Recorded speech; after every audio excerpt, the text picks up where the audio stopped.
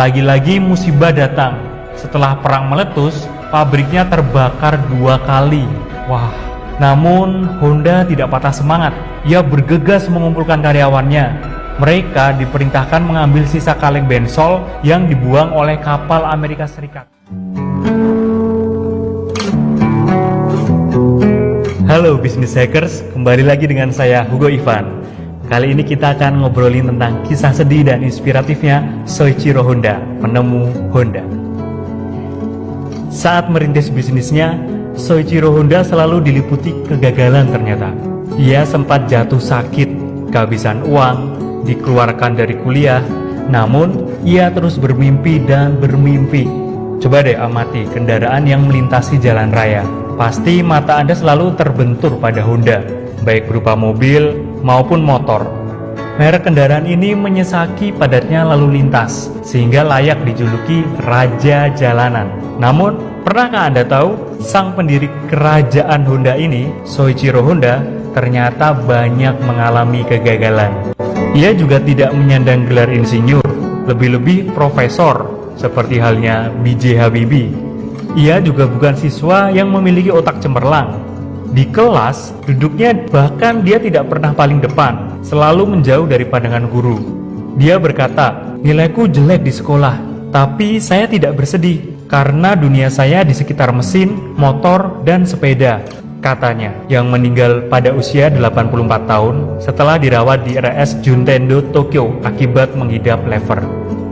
Kecintaannya pada mesin mungkin warisan dari ayahnya yang membuka bengkel reparasi pertanian di Dusun Kamyo, distrik Shizuko, Jepang Tengah, tempat kelahiran Soichiro Honda. Di bengkel, ayahnya memberi catut. Tahu catut nggak? Apa ya bahasa Indonesianya? Kakak tua, untuk mencabut paku. Ia juga sering bermain di tempat penggilingan padi, melihat mesin diesel yang menjadi motor penggeraknya. Di bengkel itu, lelaki kelahiran 1906 ini dapat bertahan hingga berjam-jam. Di usia 8 tahun, ia mengayuh sepeda sejauh 10 mil hanya untuk menyaksikan pesawat terbang. Ternyata, minatnya pada mesin nggak sia-sia nih. Ketika usianya 12 tahun, Honda berhasil menciptakan sebuah sepeda pancal dengan model rem kaki. Tapi, benaknya tidak bermimpi menjadi usahawan otomotif. Ia sadar berasal dari keluarga miskin, apalagi fisiknya lemah, nggak tampan, sehingga membuatnya rendah diri. Sebelum masuk sekolah pun, Soichiro sudah sangat senang membantu ayahnya di bengkel besi. Ia juga sangat terpesona melihat dan mendengar dengung mesin penggiling padi yang terletak beberapa kilometer dari desanya. Di sekolah, prestasinya rendah. Honda mengaku hasil ujiannya buruk. Ia nggak suka membaca ternyata, sedangkan mengarang dirasakannya sangat sulit. Nggak jarang dia bolos. Dia berkata, "Sampai sekarang pun saya lebih efisien belajar dari TV daripada dari membaca. Kalau saya membaca, tidak ada yang menempel di otak." Di usia 15 tahun, Honda hijrah ke Jepang, bekerja di Hartsokai Company. Bosnya, Saka Kibara, sangat senang melihat cara kerjanya. Honda teliti dan cekatan dalam soal mesin. Setiap suara yang mencurigakan, setiap oli yang bocor, gak luput dari wawasannya tentang permesinan. Akhirnya, pada usia 21 tahun, bosnya mengusulkan membuka suatu kantor cabang di Hamamatsu. Tawaran ini gak ditampiknya. Di Hamamatsu, prestasi kerjanya tetap membaik. Ia selalu menerima reparasi yang ditolak oleh bengkel lain. Kerjanya pun cepat memperbaiki mobil pelanggan sehingga bisa berjalan kembali. Karena itu, jam kerjanya sampai larut malam dan terkadang sampai subuh loh. Otak jeniusnya tetap kreatif. Pada zaman itu, jari-jari mobil masih terbuat dari kayu. Wah, hingga tidak baik meredam goncangannya. Ia punya gagasan untuk menggantikan ruji-ruji dengan logam. Hasilnya luar biasa. Ruji-ruji logamnya laku keras dan diekspor ke seluruh dunia. Di usia 30, Honda menandatangani patennya yang pertama. Setelah menciptakan ruji, Honda ingin melepaskan diri dari bosnya, membuat usaha bengkel sendiri. Ia mulai berpikir nih, spesialis apa yang dipilih ya? Otaknya tertuju pada pembuatan ring piston yang dihasilkan oleh bengkelnya sendiri pada tahun 1938. Tapi sayang, karyanya itu ditolak oleh Toyota karena dianggap tidak memenuhi standar. Ring buatannya tidak lentur dan tidak laku dijual. Ia sangat ingat reaksi teman-temannya terhadap kegagalan itu. Mereka menyesalkan dirinya keluar dari bengkel. Karena kegagalan itu, Honda jatuh sakit cukup serius. 2 bulan kemudian, kesehatannya pulih kembali. Ia kembali memimpin bengkelnya. Tapi, soal ring piston itu belum juga ada solusinya. Saking bandelnya dia ingin mencari jawaban, ia kuliah lagi untuk menambah pengetahuannya tentang mesin.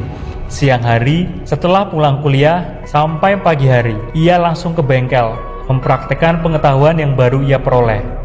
Setelah 2 tahun menjadi mahasiswa, ia akhirnya dikeluarkan karena jarang mengikuti kuliah.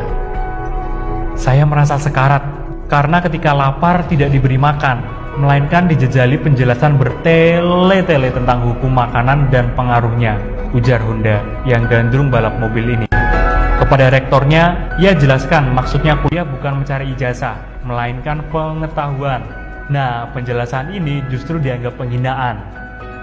Berkat kerja kerasnya, desain ring pistonnya diterima. Pihak Toyota memberikan kontrak, sehingga Honda berniat mendirikan pabrik.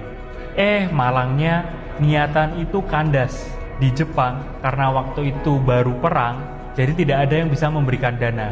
Ia pun tidak kehabisan akal mengumpulkan modal dari sekelompok orang untuk mendirikan pabrik. Lagi-lagi musibah datang. Setelah perang meletus, pabriknya terbakar 2 kali. Wah, namun Honda tidak patah semangat. Ia bergegas mengumpulkan karyawannya. Mereka diperintahkan mengambil sisa kaleng bensol yang dibuang oleh kapal Amerika Serikat untuk digunakannya sebagai bahan mendirikan pabrik. Tanpa diduga, gempa bumi meletus menghancurkan pabriknya, sehingga diputuskan menjual pabrik ring pistonnya ke Toyota. Setelah itu, Honda mencoba beberapa usaha lain. Sayang, semuanya gagal total. Akhirnya di tahun 1947, setelah perang, Jepang kekurangan bensin. Nah, di sini kondisi ekonomi Jepang porak-poranda. Sampai-sampai Honda tidak dapat menjual mobilnya untuk membeli makanan bagi keluarganya.